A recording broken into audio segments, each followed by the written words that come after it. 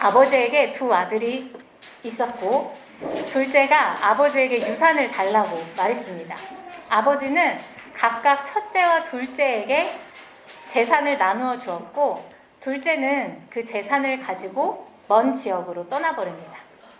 둘째는 그곳에서 흥청망청 살다가 가진 것을 몽땅 날려버립니다.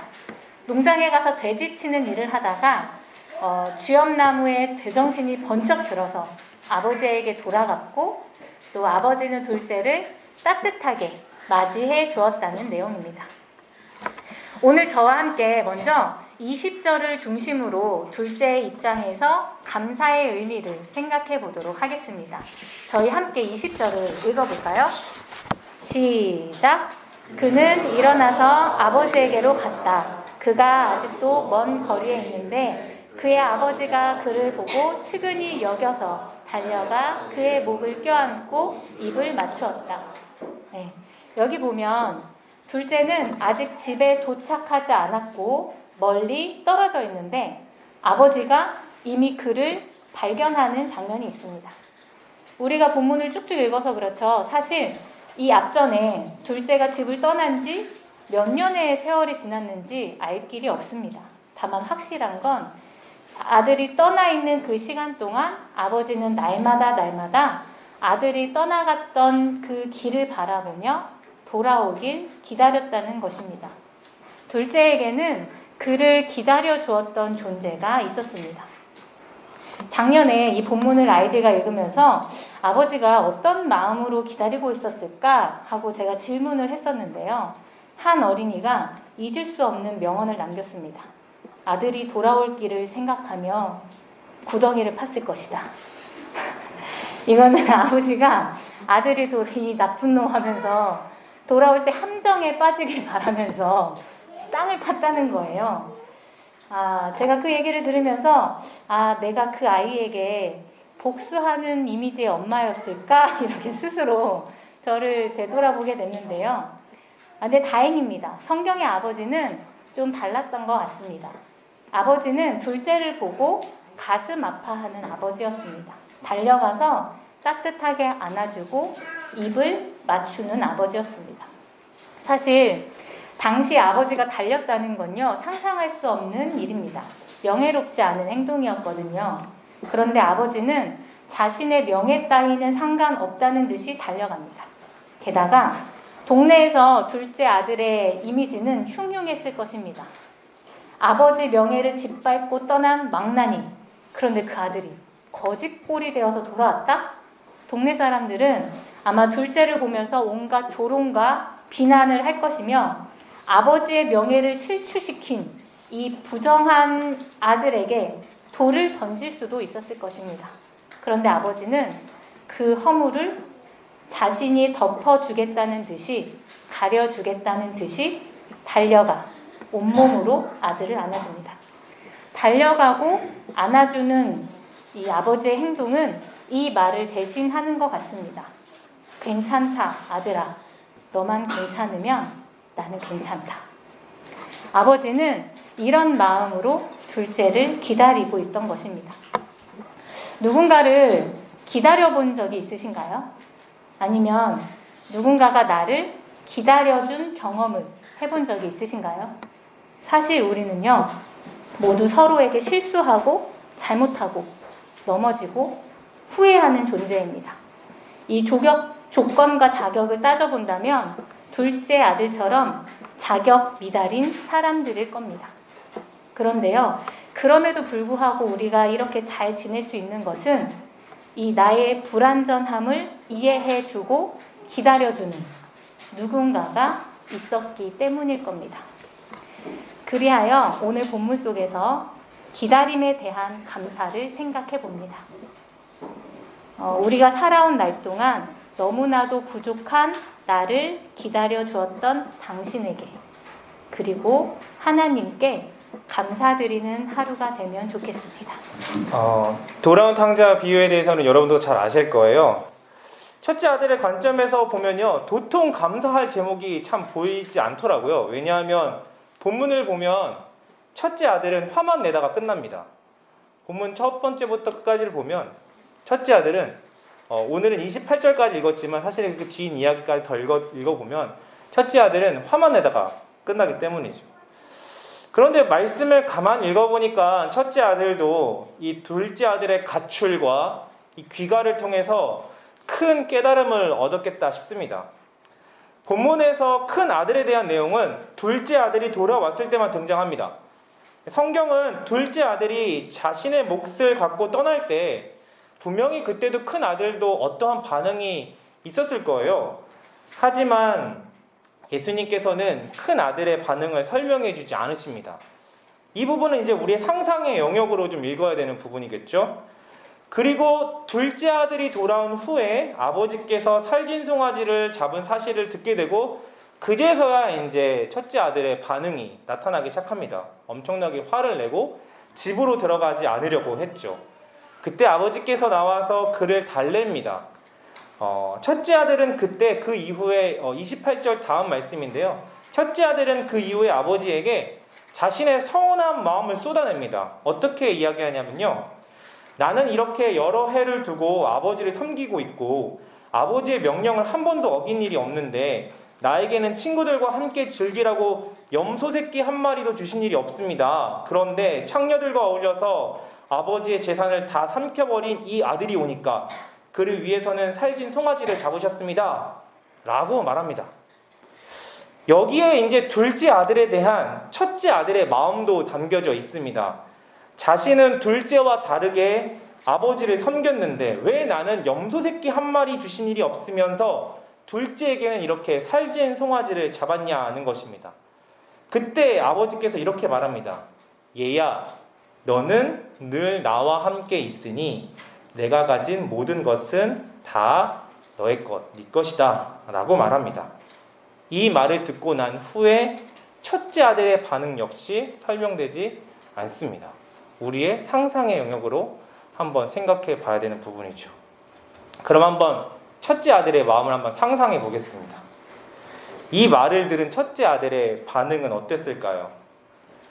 생각해 보면 정말 첫째 아들은 아버지가 자신에게 염소 새끼 한 마리 안 잡아줘서 화가 났을까요? 사실 첫째 아들이 확인하고 싶었던 게 있었습니다. 그게 바로 무엇이었냐면 자신을 향한 아버지의 마음이었던 것 같습니다. 분명 첫째 아들은 아버지의 모든 재산을 누리는 은혜 안에 있었을 거예요. 그런데 첫째 아들은 둘째 아들과 비교해 봤을 때 굉장히 평이하고 평탄한 삶을 살았겠죠.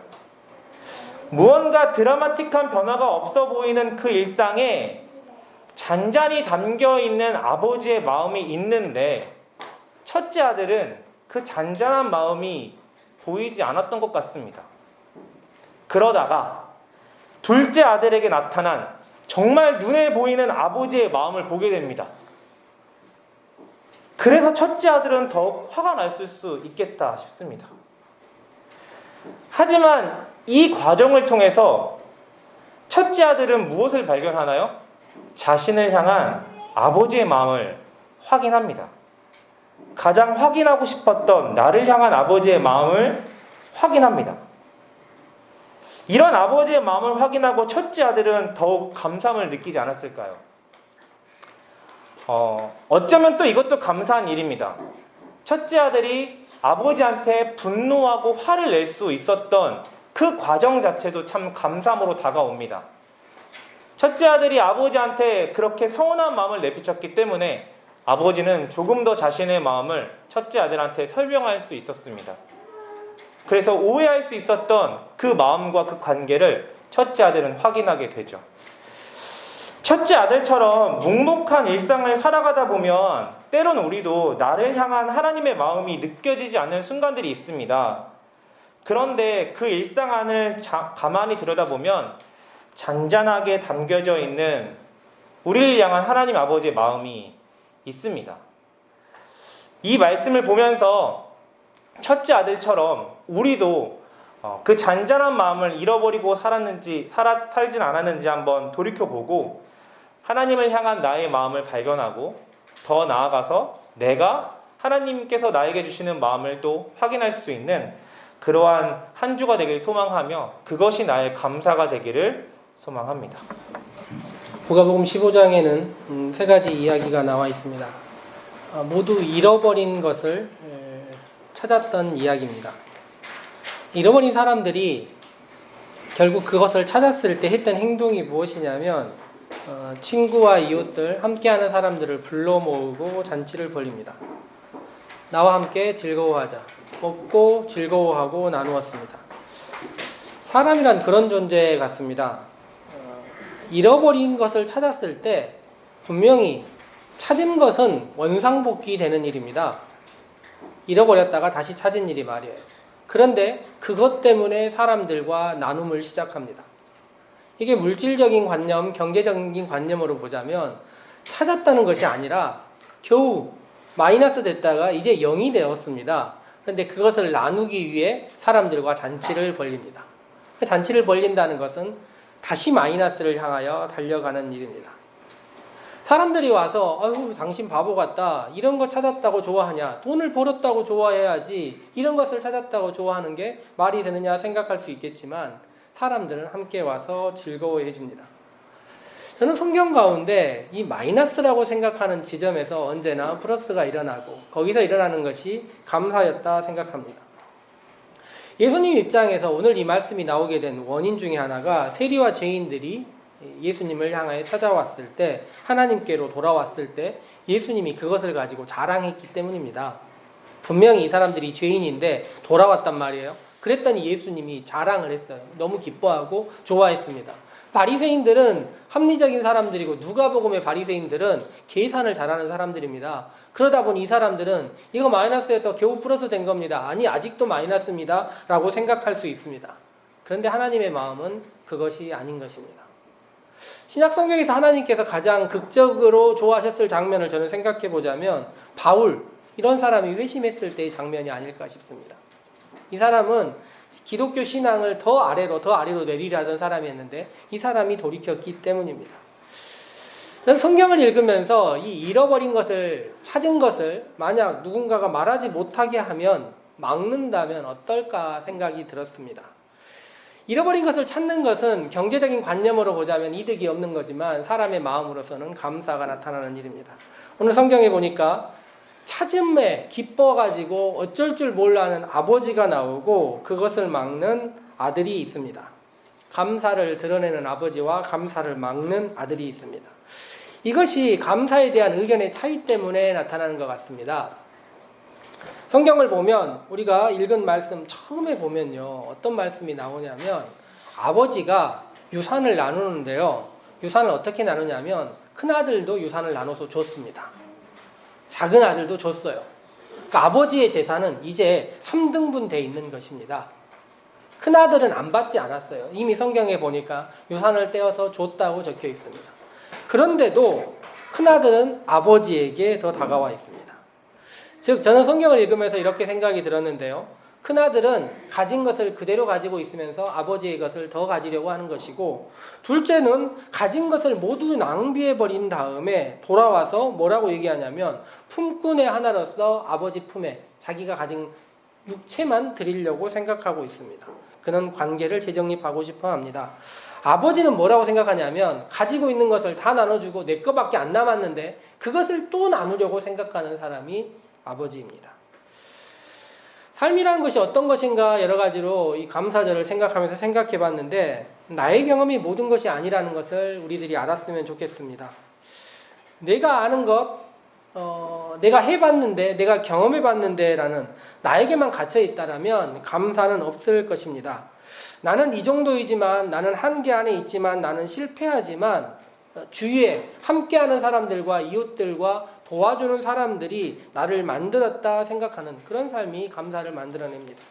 둘째 아들이 고통의 순간 기억한 것이 무엇이었습니까? 아버지였습니다.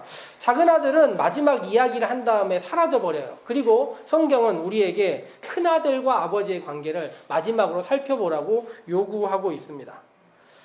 저는 성경을 읽으면서 가장 감동된 지점은 작은 아들과 아버지가 만나는 지점입니다. 가장 안타까운 지점은 무엇일까요? 큰아들과 아버지가 만나지 못하는 지점입니다. 그렇지만 저는 성경을 읽으면서 한 가지를 명확하게 느낀 것은 무엇이냐면 큰아들을 누가 여전히 기다리고 있습니까? 아버지가 기다리고 있다는 것을 큰아들은 알았을 것입니다. 성경에서는 큰아들의 넘어짐과 큰아들의 좌절을 보지만 큰아들은 거기서 끝난 것이 아닙니다. 그리고 성경을 읽다 보면 우리들은 교회를 떠났던 사람들이 아니라 교회 안에 계속 머물러 있는 사람들이고 오히려 우리가 큰아들과 같은 존재가 아닌가 생각을 합니다. 그리하여 우리가 여전히 넘어질 때 우리는 교회 밖의 사람들을 향하여 저들만 받아주는 하나님, 저들만 생각하는 하나님이라고 생각하지만 아닙니다. 우리가 넘어졌을 때, 우리가 실패했을 때도 여전히 우리를 품어주시는 하나님과 이 아버지를 기억하면서 우리의 2022년의 추수감사절이 우리에게 없는 것들 때문에 슬퍼하고 괴로워하고 비교 때문에 슬퍼하고 괴로워하는 것이 아니라 우리를 받은 것이 하나님 마음에서는 경제적인 관점으로 바라보는 것이 아니라 참된 기쁨으로 바라보고 우리를 맞아주시는 하나님을 기억하면서 이 감사주일 우리와 함께 하신 하나님, 우리가 돌이켰을 때 여전히 우리와 동행하신 하나님을 기억하면서 그 하나님께 감사하고 이웃들과의 감사를 나누는 우리 살림의 모든 성도들 되었으면 좋겠습니다.